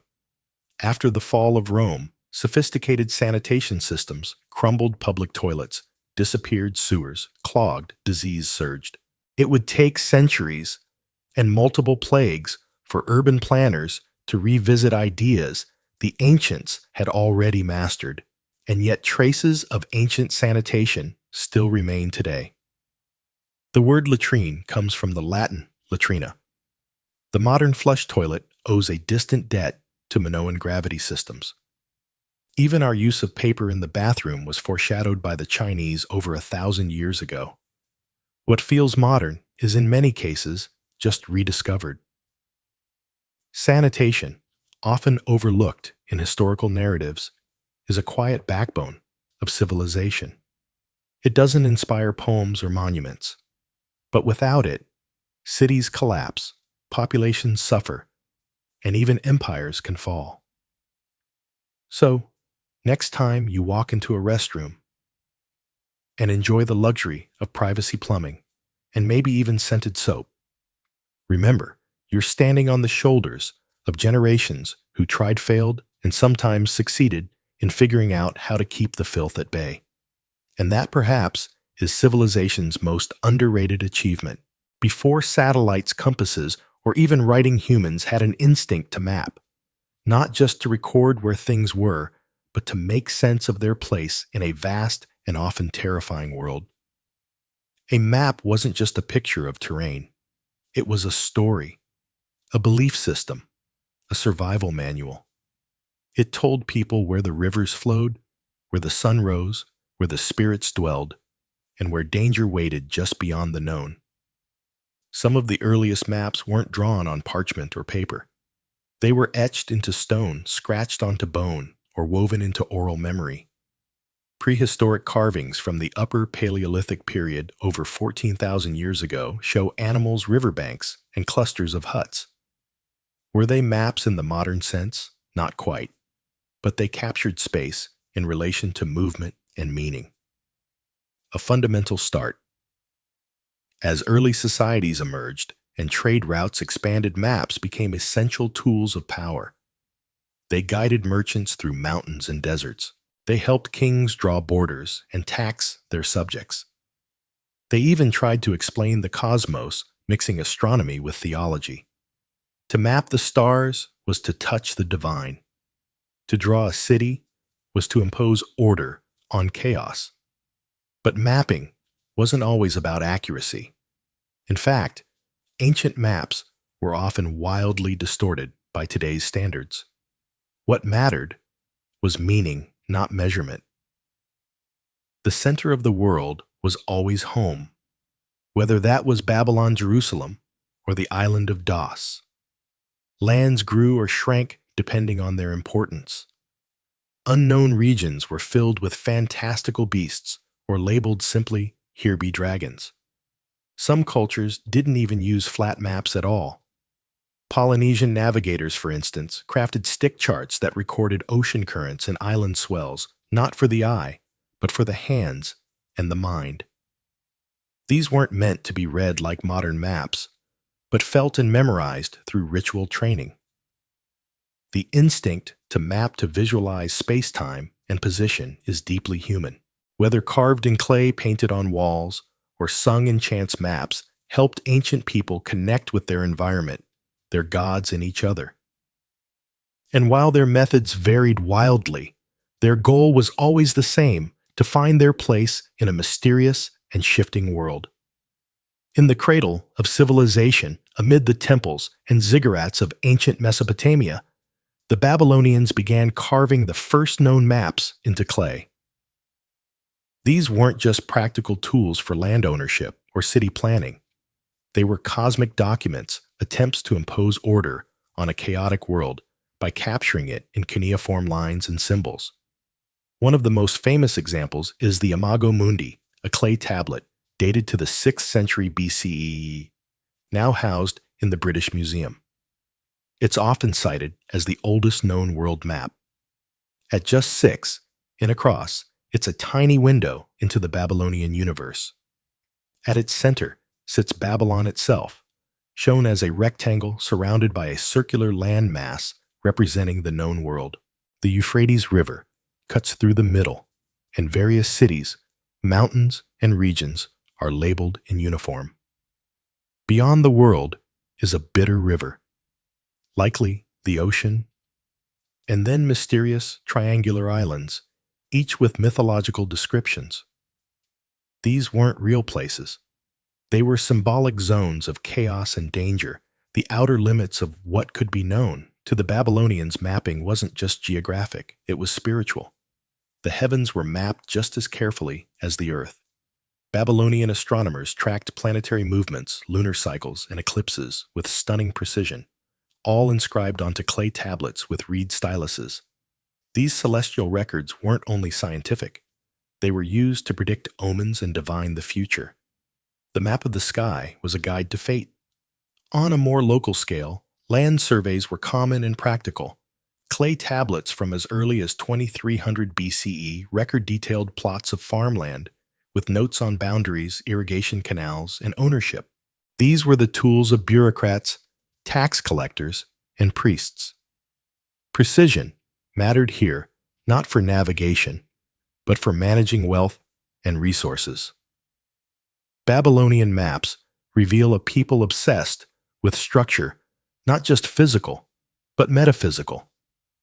They mapped the world as they understood it with themselves at the center, surrounded by rivers, enemies, gods, and mysteries. These maps weren't just records. They were expressions of belief power and a desire to make the unknowable a little more knowable. While the Babylonians mapped the world with mythic rings and cosmic rivers, the ancient Egyptians turned their attention to something far more grounded: the land itself. In the flood plains of the Nile, mapping wasn't abstract. It was about control survival and the sacred geometry of a kingdom that stretched from desert cliffs to delta marshes. The Egyptians didn't produce world maps in the Babylonian sense. Instead, their cetography was deeply practical. Every year, the Nile flooded, erasing boundary markers and farmland divisions. To restore order, surveyors called harperidon used ropes, measuring rods, and sighting tools to redraw the grid. This wasn't a one-time ritual. It was an annual necessity. Mapping became a state function tightly controlled by temple scribes and royal officials, surviving papi show maps of remarkable precision. One of the oldest known is the Turin papyrus map, dating to around 1160 BCE. It's not decorative or mythological. It's a mining map, a literal layout of Wadi's hills and gold-bearing regions in the eastern desert. Streams, roads, quarry sites, and annotations in hieratic script mark distances and mineral types. This was a working map for officials and labor crews, not something hung on a palace wall. But Egyptian maps weren't entirely devoid of symbolism. Temples were often built in alignment with celestial events, and cities were laid out with cosmological order in mind. The map wasn't just a tool. It was a manifestation of the Egyptian concept of balance and harmony. Land division and urban planning followed sacred principles. Even pyramids and tombs were oriented with mathematical and astronomical precision. In religious texts, we also find conceptual maps of the underworld, such as those in the Book of the Dead or the Amdat. These spiritual maps depicted the journey of the soul through 12 hours of night, guarded by serpents, gods, and gates. They weren't navigational, but they were seagraphic in spirit, guiding the deceased through the terrain of eternity. Egyptian seagraphy then was a blend of bureaucracy and belief. Whether measuring a farmer's plot or charting the afterlife, maps were instruments of divine order. They weren't just about finding one's way on earth. They were about ensuring alignment with the gods. The Greeks didn't invent maps, but they revolutionized how maps were thought about. For the first time in recorded history, space wasn't just described. It was measured, calculated, and reasoned. Geography transformed from a practical necessity into an intellectual pursuit, one that would lay the groundwork for modern seagraphy. Enter Anaximander, a philosopher from Midas, who in the 6th century BCE is credited with creating one of the first conceptual maps of the world. Though the original has been lost, sources describe it as a circular disk with land masses like Europe and Asia spread around a central Mediterranean. It was symbolic, yes, but it also marked a break from mythic cosmologies. An Axamander was attempting to represent the physical world in a rational format. Then came Hecatus, who refined these early ideas and expanded them through travel and inquiry. His map was accompanied by a geographical text called Paradisus, which detailed lands, customs, and peoples. But it was Claudius Ptolemy, centuries later, who would change the game entirely. Ptolemy's Geography CE was a masterwork of Greek science. It contained detailed instructions for map-making a list of over 8,000 place names with coordinates and a grid-based system of latitude and longitude long before GPS was even a dream. He also introduced projections to represent the curved Earth on a flat surface, an idea that still challenges modern seagraphers. Greek maps weren't just practical tools. They were also windows into how the Greeks saw the world. The Aurine, the inhabited world, was surrounded by oceans and barbarian lands. But the Greeks placed themselves at the intellectual center. The further from Greece, the more distorted the geography, reflecting both limited knowledge and cultural bias. Interestingly, Greek thinkers also wrestled with the idea of a spherical Earth. Eratosthenes, working in Alexandria in the 3rd century BCE, calculated the Earth's circumference using little more than Shadow's geometry and a stick. He was remarkably accurate, off by only a few hundred miles. Greek geography was more than drawing lines. It was about decoding the Earth's shape, size, and place in the cosmos. With math, logic, and ambition, the Greeks turned maps from myth into science, and the world would never look the same again. If the Greeks gave us the theory of seagraphy, the Romans gave us its full military and logistical application. The Roman Empire wasn't just held together by laws and legions. It was stitched into one unit by a vast and meticulously maintained road network. And to keep it functioning, the Romans created some of the most practical and powerful maps of the ancient world. Unlike Greek maps, which aimed to describe the shape of the earth or explore the heavens, Roman maps were grounded in movement. They were tools of control, expansion, taxation, and supply. At the center of it all was the phrase, "All roads lead to Rome." And for the Romans, that wasn't a metaphor. It was a mapping philosophy. Perhaps the most famous Roman map is the Tabular Putin, a 4th century CE copy of a much older Roman road map. It's not geographically accurate in the modern sense. Land masses are stretched and distorted, but it serves its purpose perfectly, showing routes, stops, distances, and connections across the empire from Britain to India. Imagine a modern subway map where spatial accuracy is sacrificed for clarity of movement. That's Roman mapping in a nutshell. Way stations or mansions were marked at regular intervals, complete with distances in Roman miles. These maps allowed military commanders, merchants, and messengers to travel efficiently across thousands of kilometers. They knew where to change horses, where to rest, and how long it would take to reach the next city. The empire became navigable not just in the field, but on parchment. In addition to road maps, the Romans also commissioned cadastral maps, highly detailed records of land ownership, and boundaries used for taxation and legal disputes. Some were carved in bronze and posted in public places so citizens could see exactly who owned what. Control of land was control of power, and the Romans understood that with brutal clarity. Interestingly, the Romans showed less interest in mapping the whole earth or the heavens. Their focus was always on what could be conquered, traveled, or taxed. The map wasn't a cosmic vision. It was a spreadsheet with roads. And yet, by making the empire legible, Roman maps created something enduring, a sense of shared space, of belonging to something bigger than your town or tribe. It was seagraphy as empire, functional, detailed, and ruthlessly efficient.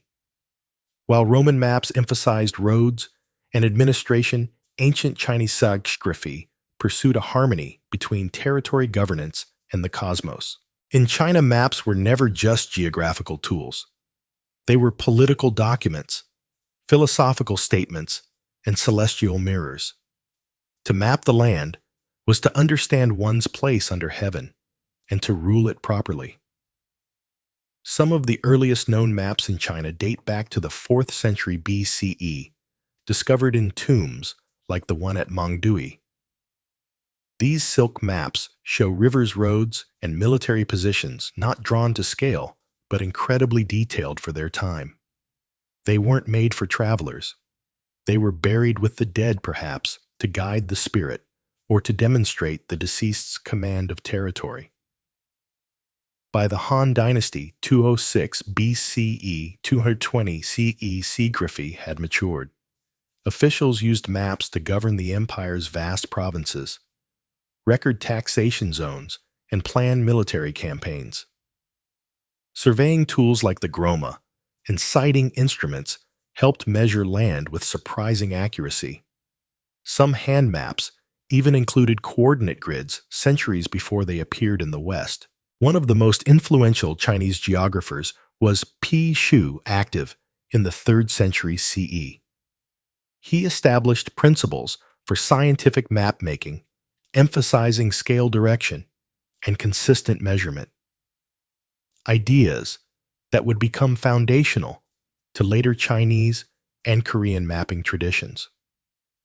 His work was so respected that he was dubbed the father of Chinese cartography. But Chinese maps weren't only concerned with Earth. Cosmological charts were deeply important.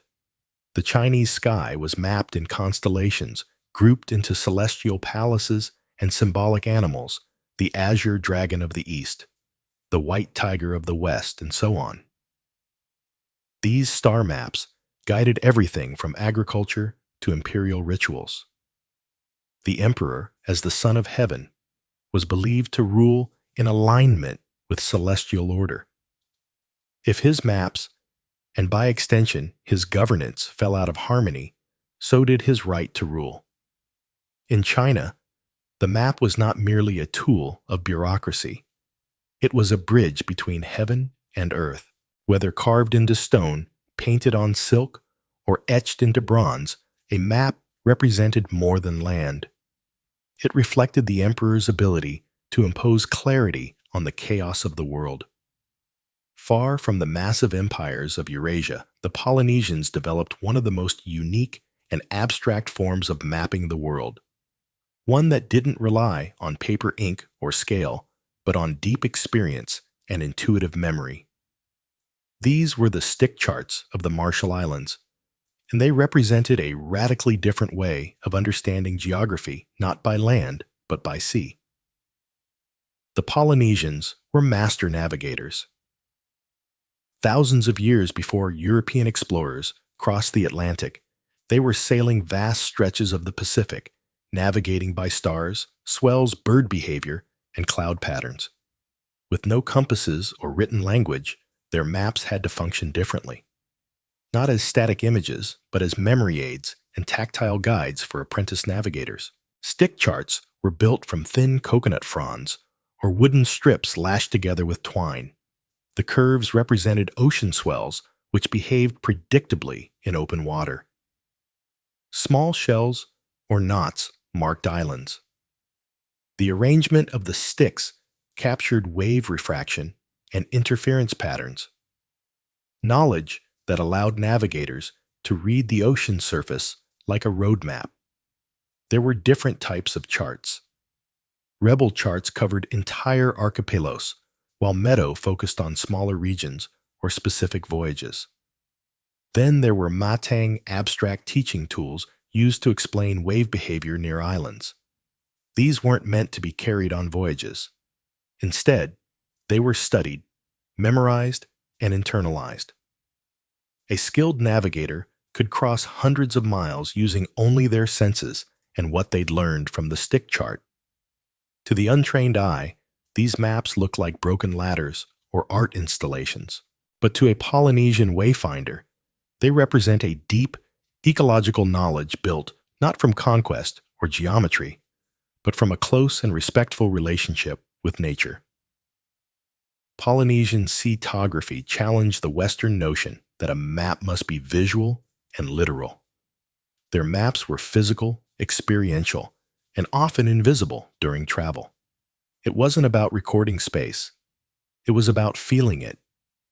In many ways, these charts blur the line between science and spirituality.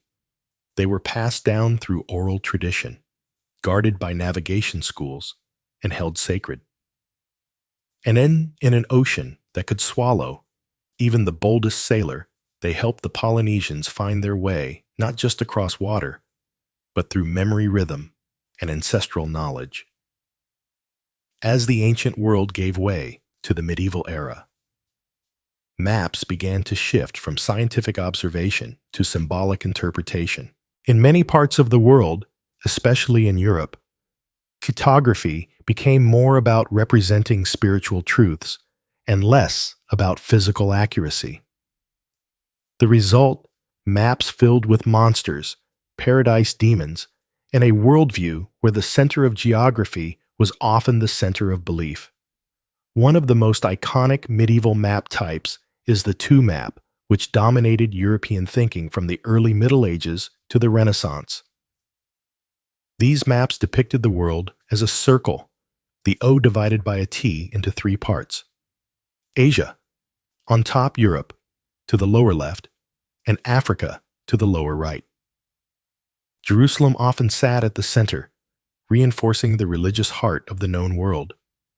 East was usually at the top, not north, because that's where the Garden of Eden was believed to be. These maps weren't meant for navigation. They were theological tools reinforcing a Christian cosmology where the world's geography aligned with biblical history. Lands were labeled with the names of Noah's sons, and the unknown regions beyond the edges were populated by monstrous races, people with dog heads, feet like umbrellas, or faces in their chests. The further from Jerusalem, the stranger things got. But not all medieval maps were purely symbolic. Some, like the tabular Rogeriana, created by Arab geographer Alid Raisi in the 12th century, combined empirical observation with artistic flair, commissioned by a Norman king in Sicily. This massive silver map was based on interviews with travelers, traders, and sailors from across the Muslim and Christian worlds. It was far more detailed and practical than its European counterparts, and it placed south at the top, a common feature in Islamic seatography. Meanwhile, Jewish, Indian, and Buddhist traditions also produced conceptual world maps, not focused on navigation, but on metaphysical structure. Mount Mu, for instance, featured as the cosmic axis in many Indian and Tibetan maps, surrounded by symbolic continents and divine realms. These medieval maps remind us that mapping isn't just about where things are. It's about what people believe the world means. In an age where the horizon still held terror and mystery, the map wasn't just a guide. It was a mirror of the soul. As the world grew larger, in the minds of humans, so too did our desire to capture it. Not only to get from point A to B, but to understand who we are, where we came from, and what surrounds us. Ancient maps, with all their flaws, distortions, and symbols, laid the foundation for the modern world's obsession with space borders and precision. What ties all ancient maps together is not accuracy, but intention. Babylonian tablets weren't meant to help you find a street. They showed the spiritual structure of the universe. Egyptian maps helped tax collectors and priests maintain divine order in a landscape governed by floods and gods. Greek maps introduced scale geometry and the bold idea that the world could be measured. Roman road maps stitched a vast empire together, helping legions, messengers, and merchants move like clockwork. Chinese maps fused astronomy with governance, always striving to reflect harmony between heaven and earth. Then there were the outliers. The Polynesian stick charts, tactile and abstract, showing that not all maps had to be seen. Some were meant to be felt and remembered, and the medieval religious maps filled with beasts and paradise, which told viewers not just where the world was, but what it meant. Even the floors in ancient maps are informative. They show us what mattered to a culture, what was centered, what was feared, what was sacred. These maps remind us that geography is never neutral. It reflects priorities, power myth, and memory. The Greeks put themselves in the middle. So did the Chinese. So did the Europeans. Everyone was the center of their own world. Today, with satellite imaging and digital precision, we can chart the planet down to the last meter. But the core impulse behind seagraphy remains the same as it was thousands of years ago. The human need to orient ourselves in something larger than ourselves. Whether it's a papyrus scroll, a clay tablet, or a glowing phone screen, every map answers the same ancient question: where am I?